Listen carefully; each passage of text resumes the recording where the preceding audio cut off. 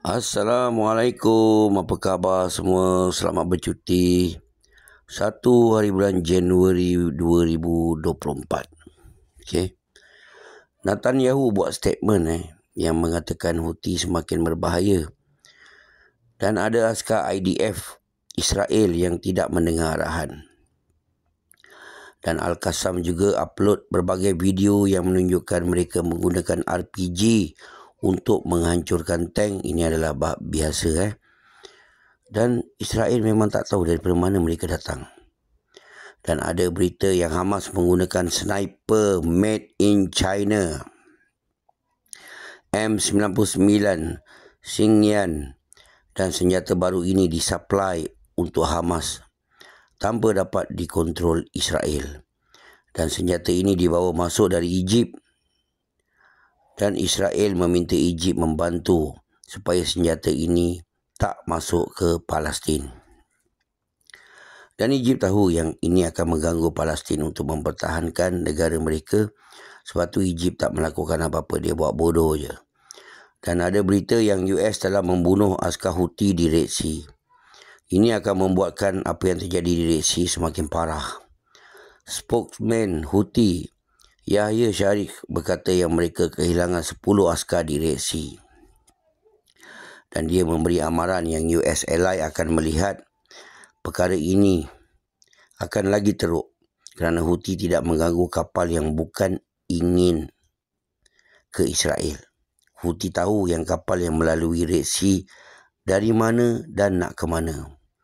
Mereka advance, mereka dapat semua maklumat dari mana kapal tu dan ke mana kapal itu, dan mereka tahu, mereka ada information semua, Houthi ni. Dan Menteri Israel Orit Strok berkata dia ada report yang temannya sendiri telah mati dan IDF pilot tak memberi bantuan kepadanya seperti backup lah masa perang. Dan ini yang Netanyahu berkata, ada IDF army tak mendengar arahan. Dan ada pergerakan kumpulan dalam Israel yang tidak mahu join askar di bawah kerajaan Netanyahu. Dan beribu bekas pilot Israel tidak menyokong perang ini. Walaupun mereka dipanggil untuk membantu perang ini dan mereka tak nak. Ini maknanya tak sampai 300,000 askar Israel ada sekarang.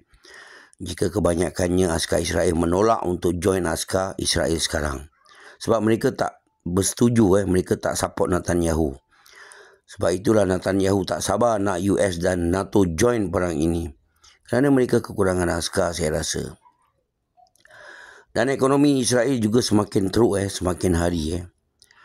Apa yang boleh Israel buat kalau nak all out perang dengan Hamas, Hezbollah dan Houthi, inilah kelemahan yang Israel ada.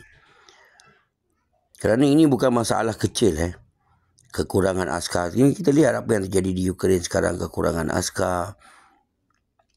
Dan apa yang Zelensky lakukan sekarang dan nak ujung-ujung tahun baru ni, dia cuba menyerang di Belgrade dekat kawasan Rusia, dan dia menyerang orang awam kerana dia nak menarik perhatian dunia supaya dunia memandang perang Ukraine lagi. Jadi lepas Kongres US dibuka, mungkin mereka akan beri bantuan lagi kepada Ukraine. Dan Turki juga telah menyerang kem askar US berdekatan Israel. Dan kem ini adalah aset penting US di Middle East. Dan serangan ini telah merosakkan runway tempat jet pejuang, tempat simpanan minyak. Dan ini adalah amaran Erdogan untuk US memutuskan hubungan dengan kumpulan Kurdis. Dan Turki juga nak menunjukkan Erdogan serius dengan apa yang terjadi di negara Arab. Israel tidak komen apa-apa tentang apa yang terjadi. Ini adalah mengganggu apa yang Israel lakukan sekarang. US mungkin kena mencari tempat lain untuk meletakkan aset mereka lepas ini. Dan kalau nak duduk berbincang dengan Turki, senang saja, berhentikan perang di Gaza. Ini saja. Erdogan akan jawab dengan Joe Biden. Kerana semua aset-aset penting US untuk ke Israel sekarang telah diganggu oleh negara-negara lain. Bukan, ini aset penting US untuk dihantar ke Israel, bukan camp sahaja. Dan saya dah katakan teman-teman, yang bukan saja NATO yang akan dibubarkan, juga US akan kehilangan pengaruh mereka di Europe dan juga negara Arab. Kita nampak apa yang US buat sekarang adalah merosakkan lagi, mengeruhkan lagi air yang jernih sebelum ini. Kerana orang dah tak nak dengar kata-kata dia lagi. Kerana dia hanyalah memporak-perandakan dunia, bukan menyelesaikan masalah. Dan kemungkinan, kalau saya katakan Turki akan keluar daripada NATO, ini adalah kemungkinan besar. Kerana Turki bukan tak membantu US memberi drone kepada Ukraine. Turki ada beri drone kepada Ukraine. Teknologi drone Turki pun baik, tak dapat disangkal. Dan Rusia pun tahu, Putin pun tahu, Putin pun tahu yang Turki memberi drone kepada Ukraine. Tapi dalam pada itu, hubungan Putin dengan Erdogan adalah baik. Kerana Putin pun faham, kerana Erdogan adalah NATO. Jadi kalau tak 10-1, dia mesti nak kena kasih. Kalau tak ada, nampak sangat yang Erdogan dengan Putin ni adalah hubungan mereka adalah di tahap yang terlalu baik. Jadi Erdogan tak nak menunjukkan dengan US yang dia tak mendengar kata NATO.